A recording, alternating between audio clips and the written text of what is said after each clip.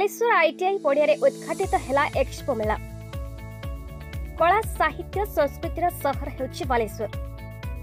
सबुआडे मेला मौज महोत्सव। निकटरे पुलिस मेला सरु सरु पुणी आरंभ हो जाइछि बालेश्वर सरकारी आईटीआई पड़िया एक्सपो ओडिशा 2023।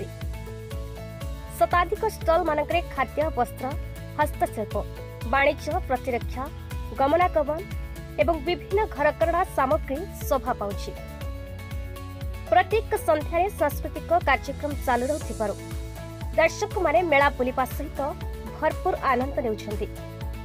एहा 6 दिन पर्यंत चालू रहिबो। संस्कृति संपूर्ण बालेश्वर गोटे पर गोटे एही भली कार्यक्रम लोकमानक मध्यरे भल पाइबा आनंद भ्रातृत्व सृष्टि होई पारिबो बोली समाजसेवी श्री नित्यानंद मिश्र मेला बुलिबा परे कहिथिले।